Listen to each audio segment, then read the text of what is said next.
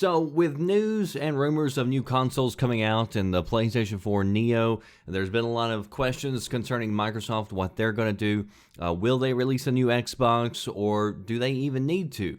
I've been hearing a lot of Xbox fans saying that I hope that they don't. They just want Microsoft to just sit on their hands and stick with what they have.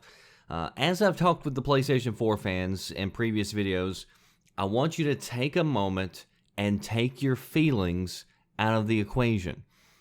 It's my belief that Microsoft will release a new upgraded console, certainly within the next couple of years, and I think they absolutely have to if they want to remain relevant. People who say Sony needs to just wait for the PlayStation 5, we don't need new consoles right now, I want you to answer this question. What is it that the PS5 is supposed to offer? If Microsoft waits 5 years and then brings a new console, what is that supposed to offer other than just more power? These machines are 90% of the same games, 90% of the same features. They're pretty close to being the same machines, according to many of the top devs in the industry.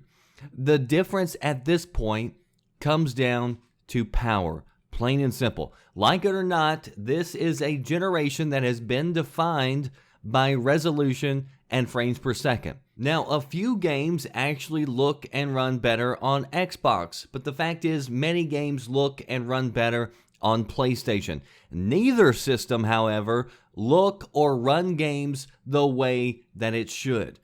Just look at Uncharted 4. I think the game looks fantastic, but the devs themselves were wanting to push for 60 frames per second in the single player, and they realized months ago that this machine can't do it. It's not capable. It's not anywhere near the beast of the machine that people claim it is. We are now entering a phase where the consoles are primarily separated by performance. And right now, Xbox is getting destroyed. It's perceived by the public to be weak. I think actually the perception is probably worse than the actual reality. But the fact is, perception is reality.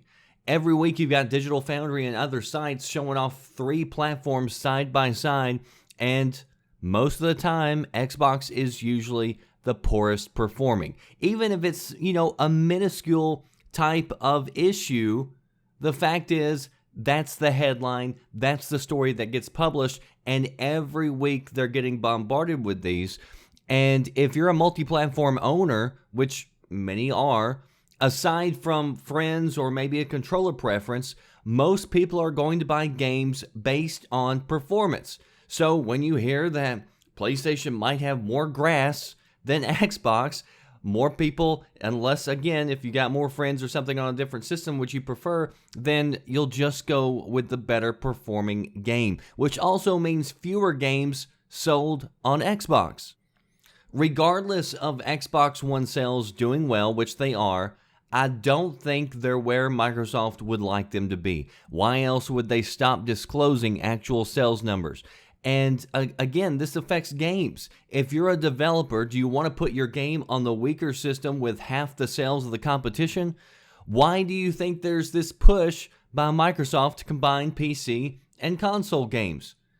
It's because the games aren't selling enough on their own, simply on the console, to justify the cost that's put into them. If Microsoft stays the course and PlayStation puts out an even better system for enthusiasts, what's going to change?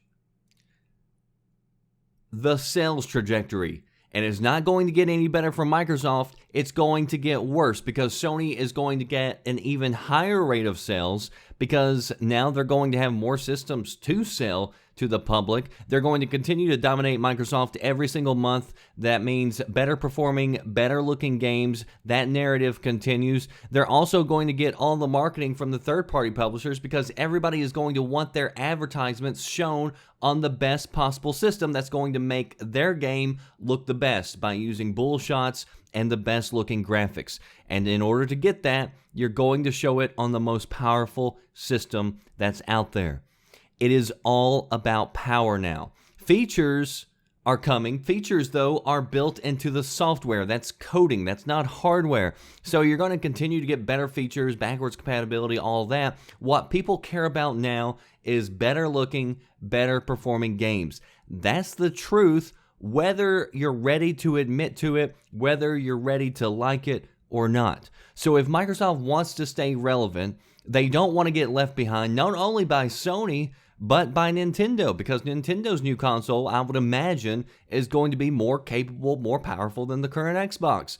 Then, in order to stay relevant, they have to answer back. And I actually think this gives them a unique position where, since they know what Sony has coming, they can make sure that their specs outdo it, and it's even better suited for the future and possibly even scalable. There's some new technology right around the corner, so I don't know that Microsoft has to have a new console this year. They might, but if they released one next year, then I think they would be absolutely fine, and that would also put this at a 4-year window, which is the same type window that you got between the original Xbox and the 360. And that kind of goes back to my whole thing. What's really changed between the original Xbox and Xbox One? Well, you got more features, which again is all built in with software, but the number one thing that has changed is the power. So you're just putting out a more powerful, more capable system that's going to give you better looking games, better performing games. But as long as they sit on their hands and do nothing, they're going to get further and further behind. And just like I said in my PS4 video yesterday, which, by the way, what is wrong with all the dumbass extreme Sony fanboys? There are tons of retards in the comments who assumed that I was putting out an anti-PS4 video, when in fact it was the complete opposite. It was a pro PS4 video. But I swear, they're fucking retards. But again, as I said yesterday, for those of you who like the Xbox, you like the games, you like the performance, you're happy with the graphics, absolutely nothing is going to change for you. You'll continue to get the newest games when they come out because everything's going to be backwards and forwards compatible coming out now. You'll continue to get updates. You'll continue to get new features. The only thing that's going to change is the performance of games and 4K capability, I would imagine. You've got your entry level, and then you've got your elite models. So that's just my take. Do you think Microsoft has to release a new console to stay relevant, especially if Sony launches a new one later this year? That does it for me, The Red Dragon. I'll see you next time. Thanks for watching. Are you listening? Damn.